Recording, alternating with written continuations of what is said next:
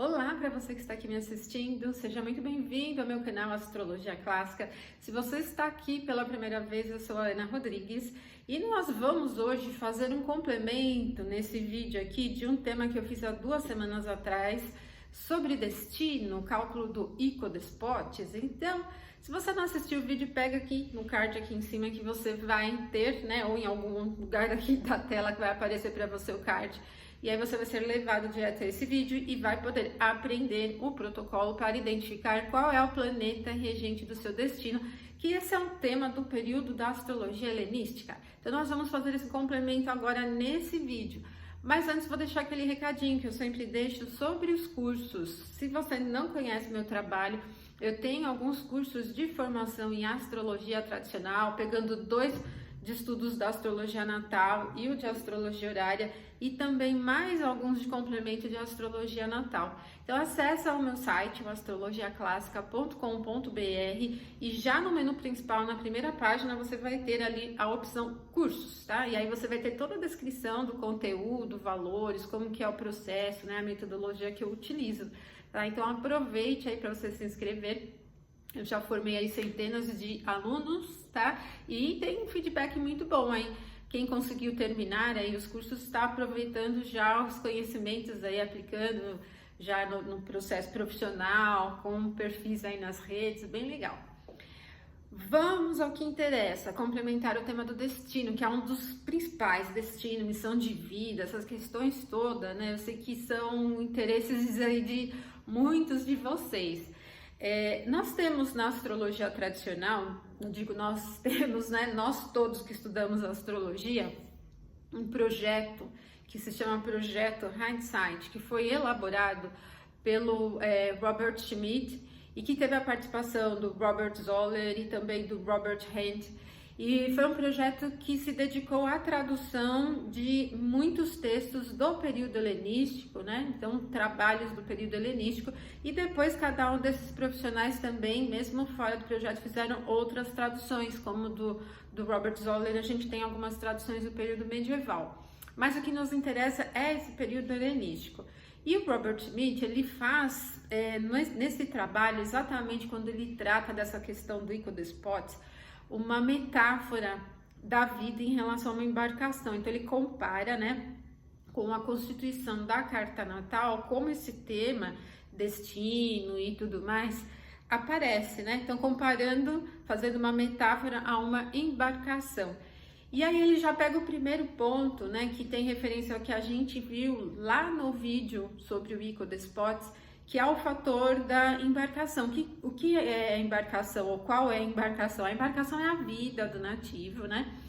Que é o predominador, que nós vimos lá no vídeo anterior, que o predominador pode ser o Sol, a Lua ou o ascendente. E se você não lembra como a gente fez esse cálculo, né? Quais são os protocolos aí a seguir? Pega então o link, veja lá no vídeo novamente que está explicadinho. Então nós temos um protocolo, se você não tem um mapa diurno, se nasceu durante o dia, ou se você nasceu durante a noite, né? Inverte aí as ordens para a observação e identificação de qual é o predominador, tá bom? Então a gente já tem em mente que o predominador deve ser o Sol, a Lua ou o ascendente, certo? E é ele que vai nos dizer qual for o predominador que você encontrar aí no seu mapa, sobre a sua qualidade de vida. Ele vai representar a vida num sentido geral. Mas o Robert Schmidt, ele segue adiante e aí ele parte para a análise das triplicidades dos elementos. Bom, quem estuda astrologia tradicional e segue essa composição do período helenístico, é bastante provável que vai seguir a atribuição das regências para as triplicidades do Doroteus e Sidon. Era a atribuição, né, a associação das regências mais utilizada como é hoje ainda, né? Então ele tem 3 regentes, sempre um diurno, um noturno e um participativo ou participante. E aí o Robert Schmidt diz que o primeiro regente e o segundo regente da triplicidade são do predominador, né? São os indicadores dos ventos, né, que coordenam a vida. Então, por exemplo, vou pegar o meu exemplo como eu dei lá no vídeo do Icodespotes. eu tenho Sol em Peixes e o Sol, como a gente fez no protocolo naquele vídeo, é um predominador na minha carta, né? Então, Peixes é um signo da triplicidade da água e eu nasci durante o dia, a triplicidade da água na regência de Doroteus e Sidon, ela é regida por Vênus, né, para o horário diurno, Marte noturno, né? Então, por enquanto, esses dois nos interessam, esses são os ventos da minha vida, Vênus e Marte, e a minha própria condição da vida ali é feita pelo Sol em Peixes também. E aí ele acrescenta ainda, ele diz que esse terceiro regente da triplicidade são os remos, né? Então, no meu caso, o terceiro regente da triplicidade do predominador, Sol em Peixes, né? Peixes, água, é a Lua, né? Então, os regentes da água, nessa ordem, para o mapa diurno, são Vênus, Marte e Lua. Se for um mapa noturno, a gente só inverte a ordem dos dois primeiros, né? Então, ficaria Marte, Vênus e Lua. Então, os dois primeiros são os indicadores dos ventos, né? Que a gente poderia entender como os ventos que levam a vida. Eu penso que são os interesses, né? Penso bem nesse sentido, o que vai levando a vida. E o terceiro são os remos, né? Então, é a maneira como a gente segue, né? Como a vida vai seguindo nesse sentido. Depois, no quarto passo, né? Ele associa a questão do regente do signo do Oiko Despotes como o dono do barco. Então, no meu caso, né, na minha carta, a gente fez um protocolo nesse vídeo do Oiko Despotes e nós chegamos à denominação de Júpiter, né, sendo Oiko Despotes, eu tenho Júpiter em Aquário. Então, o regente de Aquário, né, o planeta que tem domicílio em Aquário, que é Saturno, é então o que faz esse papel de dono do barco, é o que define o destino. Então, o meu definidor do destino, né, na minha vida é Saturno. Saturno eu tenho em Gêmeos, né, na minha carta. Então, Saturno é quem define o meu destino. Os ventos são Vênus e Marte, o remo é ali a Lua, né? E o predominador, que é o Sol em Peixes, a própria vida em si. E aí ele segue em mais um passo, né? O ascendente é o leme da embarcação. Eu tenho o ascendente em Touro, né? Então, o Touro, e aí a gente pode associar também o ascendente, o regente do ascendente, né? O planeta que tem domicílio no ascendente, como o timoneiro, aquele que está conduzindo o barco, que no meu caso é Vênus. Vênus, para mim, né? Como eu tenho Vênus angular, é regente do ascendente, conjunto ao meio do céu, ela acaba em muitos protocolos sendo definida ali, né, como a posição final. Então, nesse caso, Vênus aqui na minha carta é o que está conduzindo o barco, né? O barco é a vida, Vênus conduz de acordo com os ventos dela própria e de Marte, né? Nas condições de Saturno, porque Saturno que é o dono do barco, né? Então eu tenho aquela condição de barco, eu tenho aquela estrutura de barco de Saturno para poder conduzir a minha vida, tá bom? E ainda temos um sétimo passo que ele coloca, né? Que é a condição do lote da fortuna. O lote da fortuna, a gente conhece, né? Na verdade, quem estuda astrologia moderna vai conhecer como parte da fortuna, mas o termo correto é lote da fortuna, porque esses protocolos de identificação dos lotes, né? Que eram herméticos, né? Eles eram feitos já desde o período helenístico. Eu tenho um caderno de estudos, um livro, em que eu trabalho com esse tema especificamente. E aí o Robert Schmidt, ele coloca que, então, o lote da fortuna, ele representa tudo aquilo que chega para o nativo, que nos chega à vida e que não é fruto da nossa própria ação, que a gente pode chamar como sorte, como uma proteção, como algo do além, por exemplo, né?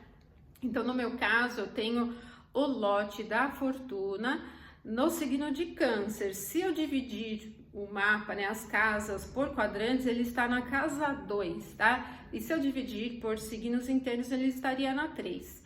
Mas como até no vídeo anterior, né, algumas pessoas comentaram que nessa questão desses protocolos específicos se utilizava a divisão por quadrantes, então consideraria ele ali na casa 2, né?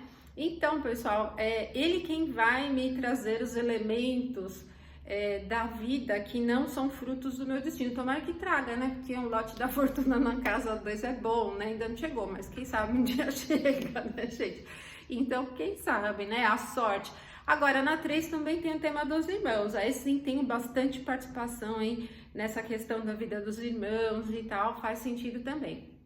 Mais outros temas, né, de viagens, aprendizados mais simples também. Bom, essa metáfora da embarcação ela é interessante para um estudo, porque aí você vai analisando cada ponto da sua própria carta, se você estiver trabalhando com o seu mapa, né, ou de um mapa de um consulente, e você consegue entender nessa visão aí do período helenístico qual é o sentido que a vida vai tomando, mesmo que essa ideia do destino. É importante a gente ter em mente, né, comparando o destino com a astrologia, principalmente com a carta natal, que assim, a vida que a gente tem, eu penso, né, minha opinião particular, o destino ele não significa tudo que a gente faz na vida todos os dias, né? A gente não tem uma condição de vida diária representada pelo destino, né, sendo levada pelo destino, mas os principais movimentos da vida, né? E a gente pode dizer, isso é bastante comum se dizer na astrologia, que nem tudo da vida está contido na carta natal, principalmente o seu dia a dia, assim, ponto tão minucioso não está na carta, mas tudo que está na carta acontece, né? É vivenciado, é uma promessa que vai se realizar na sua vida de alguma forma, tá? E eu acho muito legal essa ideia essa metáfora da embarcação, exatamente porque esse tema de destino, autoconhecimento, essa condução, né, da vida no sentido de missão de vida pode ser também olhada por este ângulo, né? E aí é uma ideia ali bem espiritualizada, vejo, né, do período helenístico, que muitas pessoas acham que, quem desconhece, né, obviamente, acha que a astrologia tradicional é super racional, que ela não é espiritualizada, mas isso é fruto do desconhecimento mesmo, né? Estudando a fundo, vocês vão enxergar muitos detalhes espiritualizados dentro da astrologia tradicional, certo? Bom, pessoal, era isso que eu queria passar para vocês, esse complemento, né? Na verdade, eu queria ter feito ele junto com o vídeo do Icodesportes, mas ia ficar um pouco grande, então aí vocês assistem os dois e complementam essa visão aí sobre o destino, tá bom? Deixo um abração para vocês, se gostou do vídeo não esquece de curtir, deixe seus comentários aí também. Até a próxima, então, até mais.